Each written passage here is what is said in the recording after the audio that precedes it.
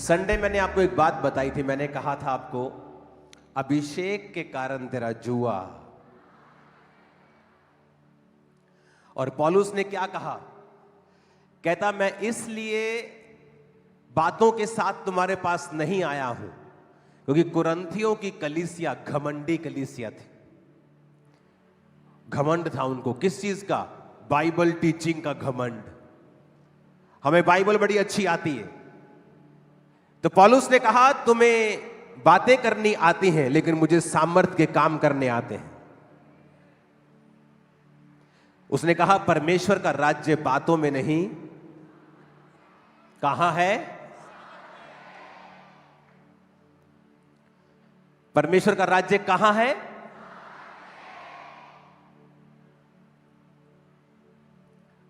क्योंकि सामर्थ के कारण तेरा जुआ।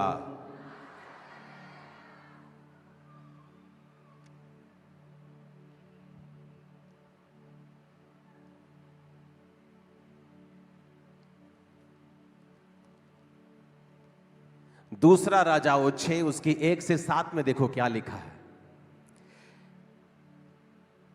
कहता, भविष्यद्वक्ताओं के चेलों में से किसी ने अलीशा से कहा, यह स्थान जिसमें हम तेरे सामने रहते हैं बहुत छोटा है। कहता, आ हमारे संग चल, हम यरदन तक जाएं और वहां एक बल्ली लेकर अपने रहने के लिए एक स्थान बना ले। और उसने कहा, अच्छा जाओ। किसी ने कहा, कृपया अपने दासों के संग चल। उसने कहा, मैं चलता हूं। मैं उनके संग गया और यरदन के किनारे पहुंचकर वो लकड़ी काटने लगे। जब एक जन बल्ली काट रहा था तो कुल्हाड़ी बेंट से निकलकर जल में गिर गई, क्योंकि और वो चिल्लाकर कहने लगा, हाय मेरे प्रभु, वह तो मांगी हुई थी। परमेश्वर के भक्त ने पूछा, वो कहां गिरी? उसने वो स्थान उनको दिखाया। तब उसने एक लकड़ी काट कर वहां डाल दी और वह लोहा पानी पर तैरने लगा। उसने कहा, उसे उठा ले। तब उसने हाथ बढ़ाकर उसे उठा लिया। एक लकड़ी काटने की तैयारी कर रहे थे वो। जब लकड़ी काट रहे थे तो वो कुल्हाड़ी निकल गई और उसके हाथ में लकड़ी रह गई और कुल्हाड़ी पानी के नीचे चली गई। तो उसने कहा परमेश्वर के दास से कि ये मांगी हुई थी, मेरी नहीं थी। कि क्या थी? मंगवी सी। कहता है, ਹੁਣ मैं जिदे को वापस जावांगा मैनू गालां पैणगियां, मैनू शर्मिंदगी होवेगी, मैनू लानता पैणगियां। ते वचन च लिखिया, उन्हें उत्थे लकड़ सुट्टी कट के ते कुल्हाड़ी तैर के ऊपर आई। जहां सामर्थ होगी वहां शर्मिंदगी नहीं होगी।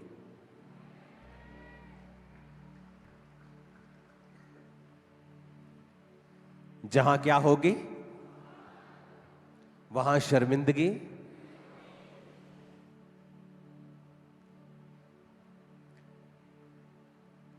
बहुत सारे पास्टर्स शर्मिंदगी में जीवन जीते हैं।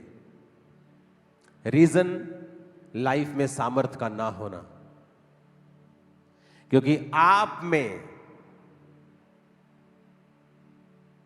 और जिनको आप प्रीच कर रहे हैं दोनों में कोई फर्क नहीं है।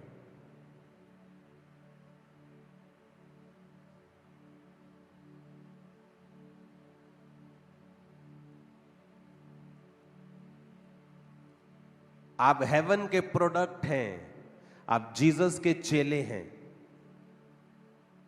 तो उसका एक सब्सटेंस, उसका एक प्रूफ, उसकी एक निशानी अनॉइंटिंग है। बातें सदूकी और फरीसी भी अच्छी कर लेते थे, पर उनके जीवन में परमेश्वर की सामर्थ नहीं थी।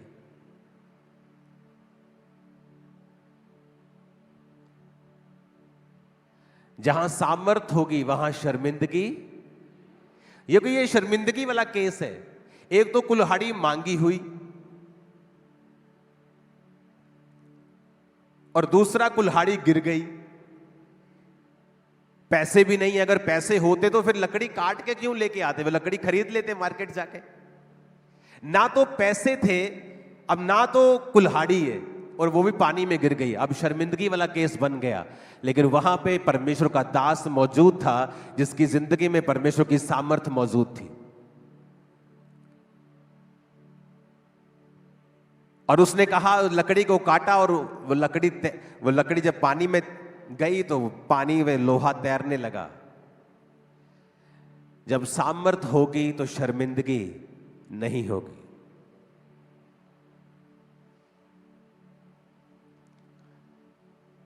जब सामर्थ होगी तो शर्मिंदगी।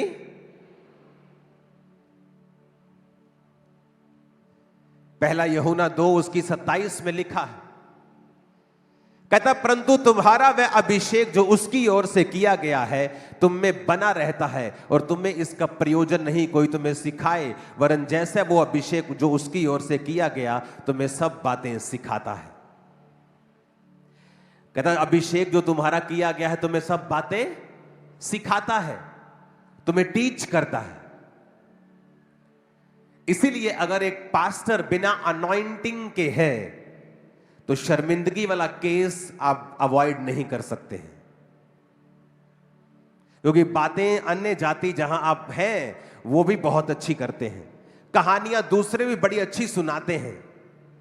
और अगर आपने भी सिर्फ यीशु मसीह की कहानियां ही सुनानी है पर प्रूफ नहीं करना सामर्थ को, आप में और अन्य जातियों में कोई फर्क नहीं है। इसीलिए पौलुस ने कहा, मैं तुम्हारे पास वचनों और ज्ञान की और शब्दों की उत्तमता के साथ नहीं आया। मैं ज्ञान सुना सकता हूं, मैं सिद्ध लोगों में ज्ञान सुना सकता हूं, लेकिन तुम्हारे पास मैं सामर्थ के साथ आया हूं, क्योंकि परमेश्वर का राज्य शब्दों में अगर तुम बनाने की कोशिश कर रहे हो तो वो गलत है। वो सामर्थ में है। कहता मैं ज्ञानी लोगों में सिद्धता का ज्ञान सुनाता हूं,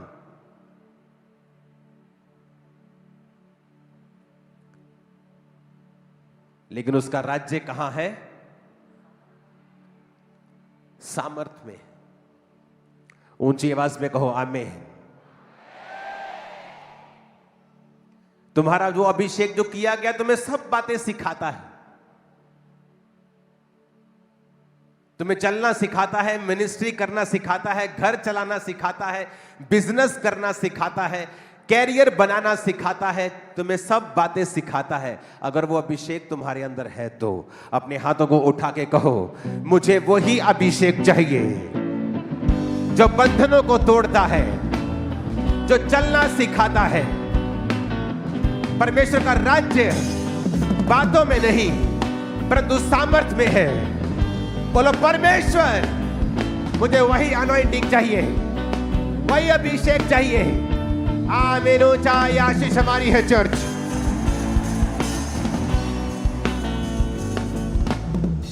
हालेलुया, हालेलुया।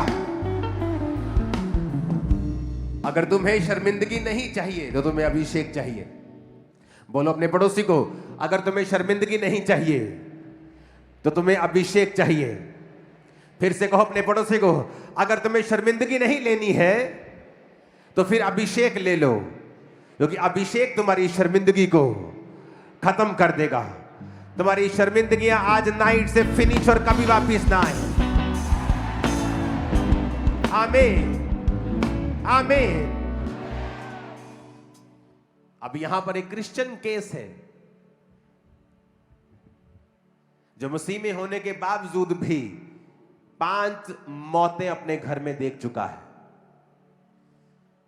और चर्च के बारे में मालूम होता है, ऑनलाइन मीटिंग को देखना शुरू करता है, विश्वास पैदा होना शुरू होता है कि नहीं, परमेश्वर जो बातें करता है बाइबल में, अब्राहम की, सारा की, वो मुर्दों को जिलाने की, वो कोड़ियों को शुद्ध करने की, यहां ये हो रहा है, हमारी आंखों के सामने हो रहा है। और जो पहले से क्रिश्चियन होता है वो तो जल्दी पहचान जाता है कि परमेश्वर की सामर्थ कार्य कर रही है। हालेलुया। और अभिषेक पर भरोसा हुआ कि हमें यह मीटिंग अटेंड करनी है। शादी के 25 साल बाद 1998 से लेकर फिर 2023 में स्पेशल प्रार्थना होती है और प्रार्थना को रिसीव करती है, और जब अगले साल चढ़ता है तो वो अगला साल अलग था। परमेश्वर ने दिखाया कि अब्राहम का परमेश्वर आज भी जिंदा है। और थैंक यू जीसस। ऊंचा चाहिए चर्च। Hallelujah, hallelujah, hallelujah. आज कलीसिया का ध्यान किधर है? क्या आप शब्दों की लुभावनी बातें चाहते हैं? बाइबल का ज्ञान लेना अच्छा है, लेकिन पौलुस ने जो हमें तरीका बताया है कि परमेश्वर की सामर्थ गॉस्पल में है।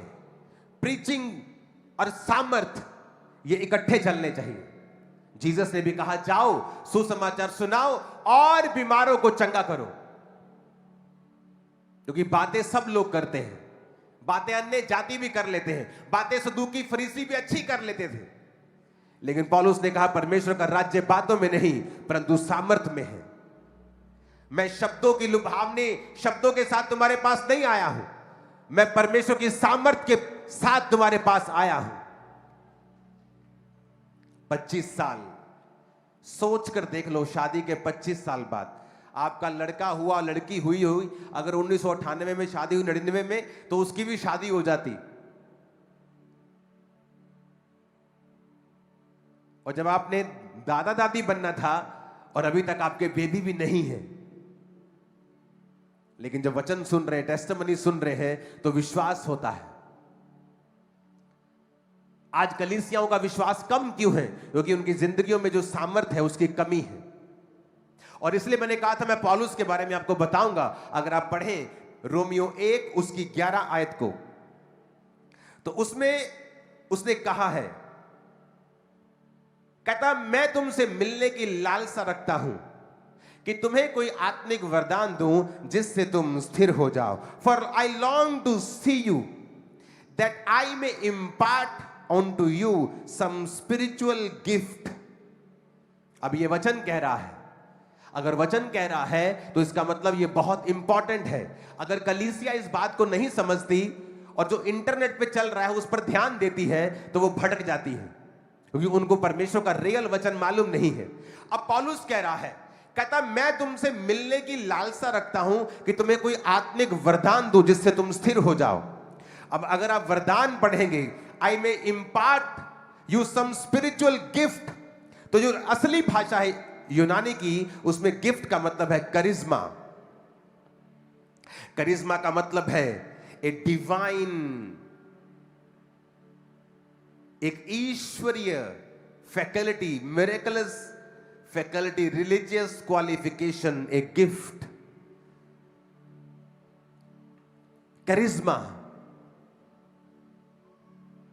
कुछ ऐसा जो मेडिकल साइंस नहीं कर सकती, कुछ ऐसा जो तुम्हारा ह्यूमन नेचर, ह्यूमन एबिलिटी नहीं कर सकती। तुम्हारी पढ़ाई, तुम्हारी स्किल, तुम्हारी बुद्धि, तुम्हारी ताकत नहीं कर सकती। कहता मेरी ये लालसा है कि मैं आऊं और तुम पर कुछ इंपार्ट कर दूं, करिश्मा, मिरेकलस फैकल्टी, सामर्थ्य, काम करने की शक्ति तुम पर इंपार्ट कर दूं, ताकि क्या हो जाओ, तुम स्थिर हो जाओ। इंग्लिश में लिखा है एंड ये में बी इस्टेब्लिश्ड। इस्टेब्लिश का मतलब है स्टिरिजो। स्टिरिजो निकला है ग्रीक भाषा के 2476 शब्द से, जिसका मतलब है हिस्टेमी, इसका मतलब है टू स्टैंड। कहता मैं आऊंगा और तुम्हें कुछ आत्मिक वरदान दूंगा जिससे तुम स्टैंड हो जाओगे। आज कलीसियां स्टैंड क्यों नहीं होती? क्यों स्ट्रगल करती हैं? पास्टर स्टैंड क्यों नहीं होते? क्यों स्ट्रगल करते हैं? क्योंकि ये मिरेकलस फैकल्टी आपकी लाइफ में जब कमी होती है इस चीज की,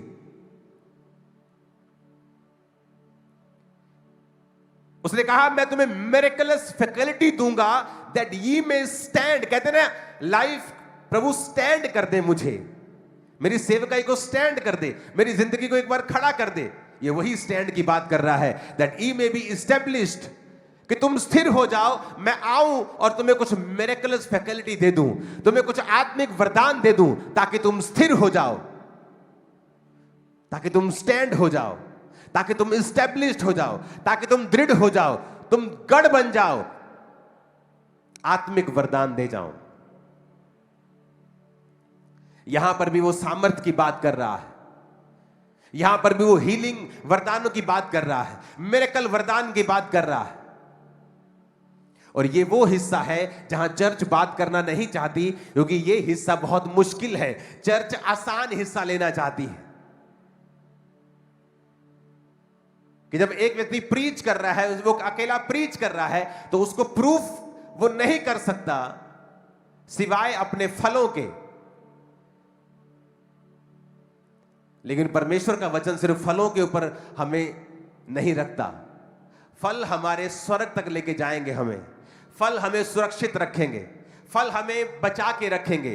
अनॉइंटिंग आपको स्टेब्लिश करेगी, अनॉइंटिंग आपको शर्मिंदगी से आजाद करेगी, अनॉइंटिंग आपके बंधनों को तोड़ेगी, आपको स्टैंड करेगी, आपकी इज्जत को बढ़ाएगी और शर्मिंदगी कैंसिल करेगी। और इसीलिए हर व्यक्ति, हर पास्टर अनॉइंटिंग के ऊपर बात करना नहीं चाहता है, क्योंकि यह उसके बस की बात नहीं है, यह उसकी पहुंच से बाहर है। और पौलुस कह रहा है, कहता मैं आऊं कुछ इंपार्ट कर दूं, कुछ मिरेकलस फैकल्टी। ऊंची आवाज में कहो हालेलुया। ग्रीक भाषा का 3330 शब्द मेटाडिडोमी, इंपार्ट का मतलब है ये। शायद आपके पास ये ना हो, अगर है तो निकाल लेना। आई में इंपार्ट मेटाडिडोमी, जिसका मतलब है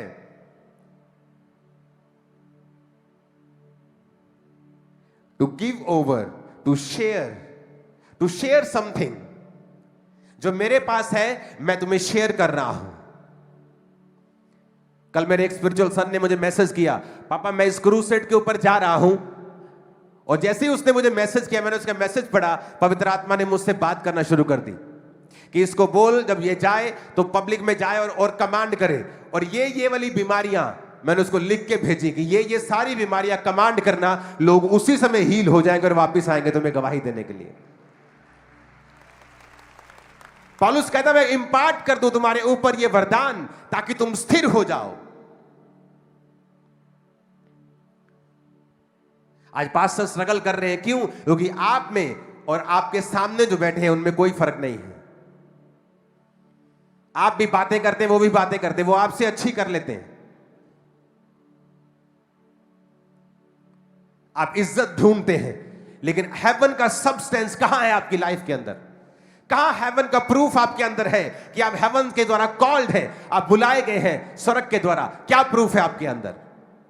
यही प्रूफ है सामर्थ, अनॉइंटिंग, एक ऐसा सबस्टेंस जो किसी बाइबल कॉलेज में आपको नहीं मिल सकता है, जो सिर्फ और सिर्फ परमेश्वर की उपस्थिति में बने रह के, उसके काम करके, प्रैक्टिकल करके आपको मिलता है। इसीलिए मोस्टली बाइबल कॉलेज स्टूडेंट सेवकाई में फेल हो जाते हैं, क्योंकि वो सिर्फ थ्योरी पढ़ के आते हैं, प्रैक्टिकल नहीं करते। जब जिंदगी की मुसीबतें उनके सामने होती हैं, परीक्षाएं उनके सामने होती हैं, उनको मालूम नहीं होता अब करना क्या है। और पौलुस सिखा रहा है कि परमेश्वर का राज्य बातों में नहीं परंतु सामर्थ में है। सामर्थ को मांगो, क्योंकि सामर्थ के कारण तेरा जुआ तोड़ दिया जाएगा, अभिषेक के कारण तेरा जुआ नष्ट कर दिया जाएगा। और एक फैमिली चर्च में आती है, सालों से क्रिश्चियन है, टेस्टिमनी सुनती है, बेबी नहीं है, 5 बेबी मर चुके हैं, लेकिन कहती नहीं, यहां पे कुछ हो रहा है, गवाहियां सुन रही हैं। 1998, मैं आपको कह देता हूं, अगर कोई औरत यहां बैठी हो ना, 1998 में उसकी शादी हुई हो, ये मरने के बराबर होगा कि 25 साल अगर बेबी ना हो तो। कितना संघर्ष है, लेकिन चर्च में वचन सुनते सुनते, प्रार्थना ग्रहण करते करते रिसीव किया। 25 साल बाद आज बेबी के साथ चर्च, 25 साल, इमेजिन, बाइबल पूरी हो रही है आज। अब्राहम को तो सुना था 25 साल, आज देख भी लिया।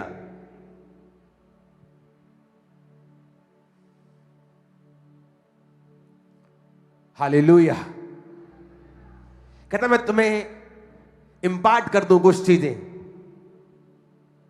ताकि तुम स्थिर हो जाओ, दैट यू मे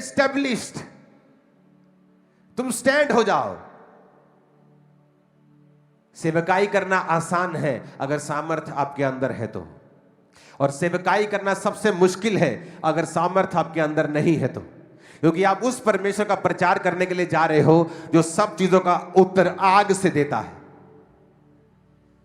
जो बंधनों को छुड़ाने की बात नहीं करता, बंधनों से छुड़ाता है, जो सिर्फ स्वर्ग भेजने की बात नहीं करता, वो आपकी धरती को यहां भी स्वर्ग बनाता है। हालेलुया।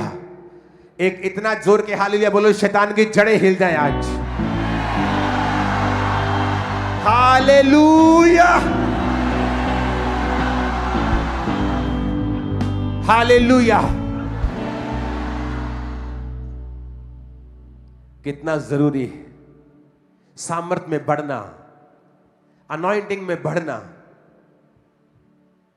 अगर आप शर्मिंदगी से निकलना चाहते हैं, वो शर्मिंदगी आपकी जनरेशन से चलती आ रही हो, वो जनरेशनल की कर्ज हो, वो गरीबी की हो, वो किसी बीमारी की हो, वो किसी डिप्रेशन की हो, सामर्थ उसका इकलौता इलाज है। इसलिए मैं लोगों से बोलता हूं, अगर आपको डिप्रेशन है और आप चर्च में आ जाएं, डिप्रेशन बना नहीं रहेगा, क्योंकि डिप्रेशन और सामर्थ दोनों अलग अलग हैं। जहां सामर्थ होगी वहां डिप्रेशन नहीं होगा, जहां सामर्थ नहीं होगी वही डिप्रेशन होगा। मैं आपको बता रहा हूं, अभिषेक के कारण तेरा जुआ नाश कर दिया जाएगा।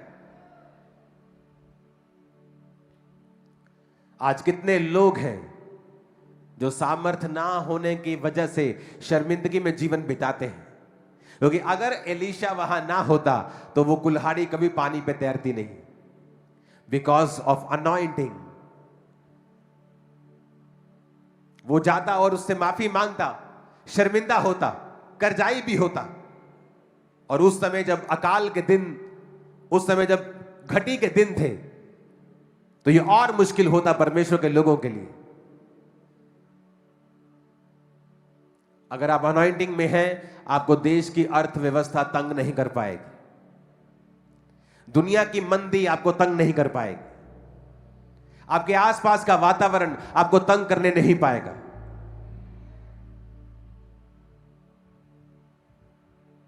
हालेलुया। अपने पड़ोसी को बोलो, अभिषेक के कारण तेरा जुआ नाश कर दिया जाएगा। Hallelujah, hallelujah.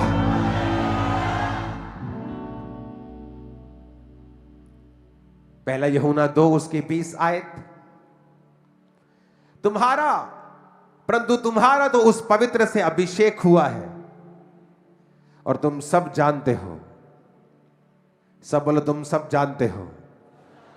दूसरा कुरिन्थिया 1 उसकी 21-22 में लिखा है, और जो हमें तुम्हारे साथ मसीह में दृढ़ करता है और जिसने हमारा अभिषेक किया है वो परमेश्वर है, और हम पर छाप भी कर दी है और बयाने में आत्मा को हमारे मनों में दिया। अपने पड़ोसी को बोलो, जिसने तुम्हारा अभिषेक किया वो परमेश्वर है। आमीन, आमीन। अपने पड़ोसी को बोलो, जब अनॉइंटिंग आएगी तो शर्मिंदगी नहीं रहेगी, जब अभिषेक आएगा तो शर्मिंदगी नहीं होगी।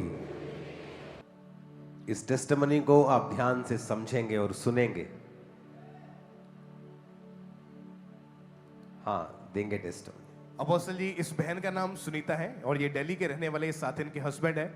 इनकी शादी हुई थी 1998 में, 1998 में, और उसके बाद मैरिज के बाद इनको 1 महीना कंटिन्यू हैवी ब्लीडिंग रहनी शुरू हो चुकी थी। बॉडी बहुत ज़्यादा वीक हो गई, और बेबी के बारे में जब ट्राई किया तो 2001 में पहली बार जब ये बहन प्रेग्नेंट हुए तो प्रेगनेंसी के 2.5 महीने के अंदर अंदर ही एकदम से इनको ब्लीडिंग होनी शुरू हुई और इनका मिसकैरेज हो गया। उसके बाद 2004 में फिर से ये बहन प्रेग्नेंट हुई और तीसरे महीने की प्रेगनेंसी में फिर से इनका मिसकैरेज हो गया, ब्लीडिंग हो गई। इनको माइक देंगे हम, और मैं चाहता हूं कैमरामैन आप थोड़ा जूम करके दिखाएं। इनकी 1998 में, 1998 में शादी हुई थी। हाँ जी, मेरी 98 में शादी हुई थी। और आपका नाम क्या है? सुनीता। आपके हस्बैंड है साथ? हाँ जी। या सर। आपका नाम? बनीपाल। ओके, 1998 में आपकी शादी हुई। कहाँ पे हुई थी शादी आपकी? फरीदाबाद से। और आप वैसे कहाँ के हैं? मैं हापुड़ का। ये कहाँ पे है? यूपी। यूपी में। ओके, जी।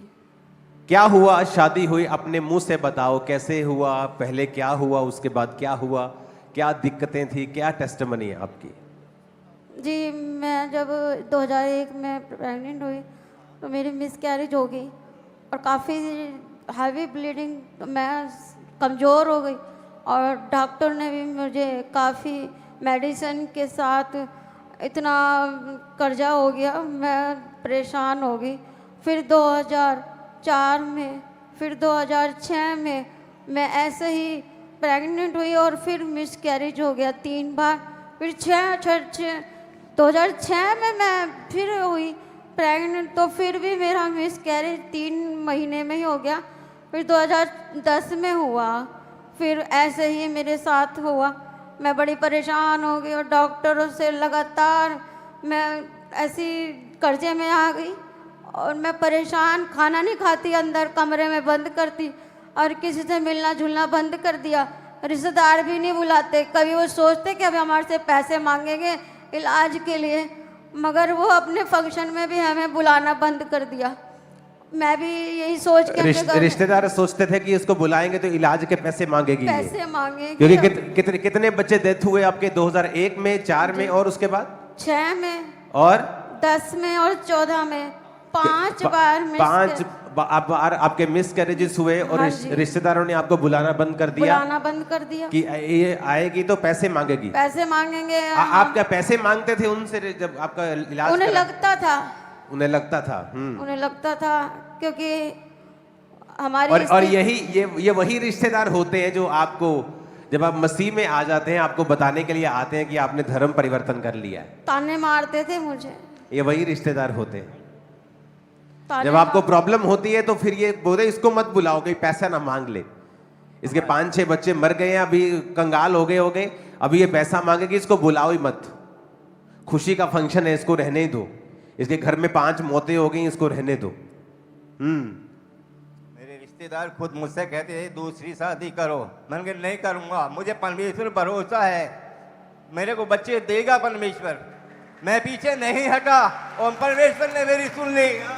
ये आप जब बेबीज नहीं हो रहे थे तो क्या आप डॉक्टर के पास नहीं गए? हाँ जी गए थे। क्या बताया डॉक्टर ने? आईवीएस बोला था उन्होंने। उसके अलावा आपको टेस्ट हुए या क्या हुआ आपके? मुझे पानी वाली रसोलियाँ भी थी। ओके, कितनी रसौलियाँ थी आपकी? 2 थी। और आपने दवाई नहीं खाई? दवाइयाँ खाई। कितने साल दवाइयाँ खाई आपने? मैंने काफ़ी साल दवाइयाँ खाई, डॉक्टर ठगे जा रहे थे और कुछ और ढंग से बता भी नहीं रहे थे। कितने डॉक्टर आपने चेंज किए? 15-16। और फिर आपको ऑपरेशन करने के लिए बोला? उन्होंने हजारों का खर्चा बता दिया। आपने आईवीएफ क्यों नहीं कराया? आपने लिखा कि आपके ऊपर लाखों का कर्ज हो चुका था, लाखों का खर्चा था ये। हाँ जी। और आप डिप्रेस हो चुके थे? डिप्रेशन हो गई थी, खाना नहीं खाती, किसी से बात भी नहीं करती।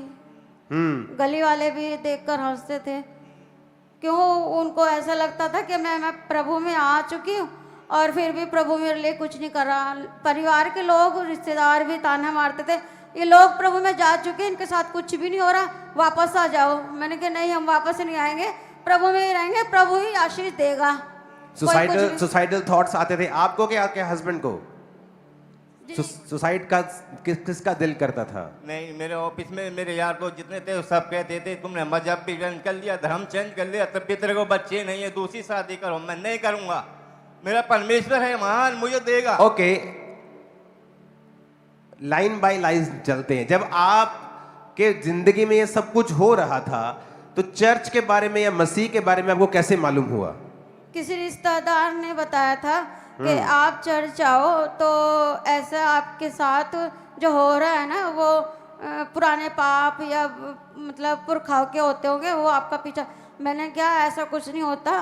फिर मुझे ना एक बार मैं गई और वहाँ पर मैंने सबको देखा, बड़े आशीषित थे सब लोग। फिर मेरा विश्वास बढ़ा, मैं जाती गई, फिर मैं बपतिस्मा लिया तो मुझे बड़ा अच्छा फील। आप YouTube के ऊपर वीडियो सब सर्च कर रहे थे? हाँ जी, चर्च की वीडियो आपके सामने आई, वहां गवाहियां चल रही थी। वहाँ गवाहियाँ चल रही थी। कौन सी मुझे बड़ा- वीडियो वाली गवाहियां कि सिंपल गवाहियां चल रही थी? नहीं नहीं, गवाहियाँ चल रही थी यहीं की खामरा चर्च की। हाँ, तो मेरे को बड़ा अच्छा फील हुआ। आप भविष्यवाणी कर रहे थे, जिनके बेबी नहीं है वो बेबी के साथ आ रहे हैं। और मैंने रिसीव किया और मुझे ऐसा गर्माहट सी महसूस हुई। जब आप इतने बेबीज मरने के बाद रसौलियां, दवाइयां, 16 डॉक्टर्स, सब कुछ कर लिया, आपस में सब लड़ाई झगड़े, फैमिली प्रॉब्लम सब कुछ देख लिया, उसके बाद आपको चर्च का पता चला, जी आपने ऑनलाइन वीडियोस को अटेंड करना शुरू किया, हाँ जी, आपने टेस्टिमनीज को सुना जी। और आपका विश्वास बढ़ा। मेरा विश्वास बढ़ा। ओके। मैंने कहा सबके साथ हुआ, मेरे साथ भी प्रभु करेगा। और परमेश्वर में आप किस साल में आए थे? हाँ जी, कब आए थे? 2007 में आए थे हम। 2007 और आपको ANM जब अंकुर नोला मिनिस्ट्री का आपने वीडियो जब देखा जी। तो वो कौन से साल में था? वो जब लॉकडाउन लगे हुआ था तो 2020 के पास। हाँ जी, ओके, तो आप इतने सालों से क्रिश्चियन थे आप, हाँ जी, और आपने जब चर्च की वीडियोस देखी और आपका फेथ बढ़ा कि जी। ये कुछ हो रहा है, हम जी। मसीह में हैं, लेकिन हाँ जी, यहाँ हमने कुछ देख रहे हैं, कुछ गवाहियां हो रही हो हैं, रही तो आपका विश्वास परमेश्वर में बढ़ा। बहुत मजबूत हो गया था मेरा और आप विश्वास। तब तो ऑनलाइन आपने अटेंड किया होगा क्योंकि जी। कोविड में चर्च नहीं लगती थी, जी तो आप ऑनलाइन सभी मीटिंग्स को देखना आपने शुरू किया, जी जी, और उसके बाद आपने चर्च को अटेंड करना भी शुरू किया, हाँ जी, मैं ऑनलाइन भी अटेंड करना शुरू किया। ऑनलाइन भी देखा, मैं यहाँ पर 3-4 बार भी आई थी। और उसके बाद अपोस्टल जी 25 दिसंबर 2023 की अभी आप, मैं हाथ खड़े कर रहा हूं ना, 1998 के बाद जन्मे वाले हाथ, आधी चर्च हाथ उठा रहे। 1998 के बाद कौन जन्मे? हाथ उठाओ तो, इनका हाथों को हिलाओ। देखो तुम अभी जन्मे भी नहीं थे और इनकी शादी हो गई थी। तो ये तो जो बाइबल में हम पढ़ते हैं ना, हन्ना का परमेश्वर, सारा का परमेश्वर, अब्राहम का परमेश्वर, पढ़ते हैं ना बाइबल में।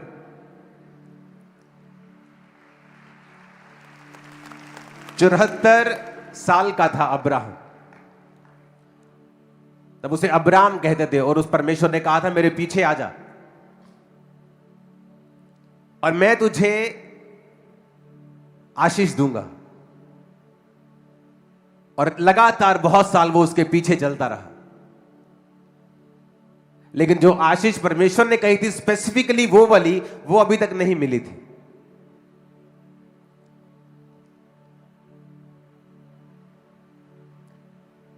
2023 शादी के 25 साल बाद –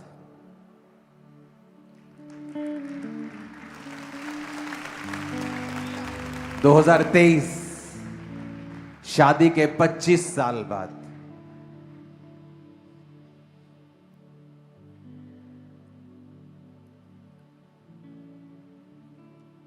आप क्रिश्चियन हैं, आप मसीह में हैं, मूव मत करना कोई भी, वहीं खड़े रहना। और आप मसीह में हैं और आपको पहले रिश्तेदार बोल रहे हैं कि हमारे घर मत आना, और कुछ बोल रहे हैं कि तू क्रिश्चियन क्यों बन गया।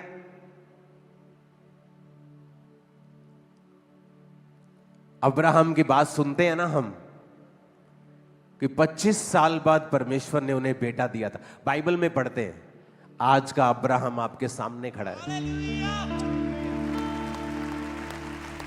और क्या हुआ, कैसे काम हुआ, कैसे हुआ? चर्च की वीडियोस देखी, विश्वास बढ़ा, ओह टेस्टिमनीज हो रही हैं, गवाहियां हो रही हैं, ओह मेरे को परमेश्वर ने ये दिया, मेरे को ये दिया, मेरे को ये दिया। अच्छा हम क्रिश्चियन हैं लेकिन हमने ऐसा नहीं देखा कभी, ये तो बड़ी बड़ी गवाहियां हो रही हैं। अच्छा मुझे विश्वास हो गया और मैं ऑनलाइन मीटिंग अटेंड करना शुरू कर दिया और मैं बीच बीच में चर्च आना शुरू कर दिया। 25 दिसंबर 2023 स्पेशल प्रेयर होती है, पता नहीं क्यों मेरी स्पिरिट में होती है, जब क्रिसमस का दिन होता है या कुछ खास दिन होते हैं, कि जितने आज बिना बेबी के आए हैं, आप बेबी के साथ ब्लेस होके जा रहे हैं। और लोगों को लगता है कि ये प्रेयर है, कि पास्टर जी प्रेयर, पापा प्रेयर कर रहे हैं। मैं कई बार प्रेयर नहीं करता हूं, मैं जस्ट आता हूं और रिलीज करता हूं जो परमेश्वर ने आपके लिए बोला होता है, ये प्रेयर नहीं होती। आप मेरी बात समझ रहे हैं? ये प्रेयर नहीं होती। मैं आके जस्ट रिलीज करता हूं जो मैंने सुना परमेश्वर से कि आज जितने लोग हैं जो बेबीज के बिना हैं, नेक्स्ट क्रिसमस वो बेबी के साथ होंगे। 25 दिसंबर 2023 आपने प्रेयर को रिसीव किया। हाँ जी 24 में आप प्रेग्नेंट थी, जी 24 में हेल्थी बेबी गर्ल के साथ आप ब्लेस हुई, जी और दिखाओ इनका बच्चा भी। मर के और जो जिंदा हुआ है मुझे ऐसा रब मिला, यहोवा एलोहीम मेरा, मुझे उससे सब मिला। मर के जो जिंदा हुआ है मुझे ऐसा रब मिला, यहोवा एलोहीम मेरा, मुझे उससे सब मिला। ऊंची आवाज में हालेलुया, रास्ते मिले, नई जिंदगी मिली। हालेलुया। ऊंचा होना चाहिए चर्च, हालेलुया, ऊंचा होना चाहिए चर्च। और ये बेबी देख रहे हो, 25 साल बाद अब्राहम का परमेश्वर आज भी क्या है?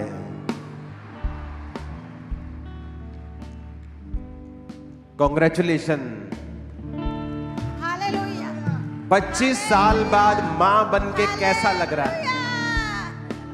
25 साल बाद मां बन के कैसा लग रहा है? खुशी हो रही है बहुत। परमेश्वर का धन्यवाद है, लाख लाख। परमेश्वर की महिमा हो, सारी महिमा परमेश्वर के लिए। रब्बे जलाल लुभाती इब्ने खुदा यीशु नासरी, रब्बे जलाल लुभाती इब्ने खुदा यीशु नासरी। मुबारक बने वो इंसान जिसका बने तू रहनुमा। मुबारक बने वो इंसान जिसका बने तू रहनुमा। Hallelujah, hallelujah.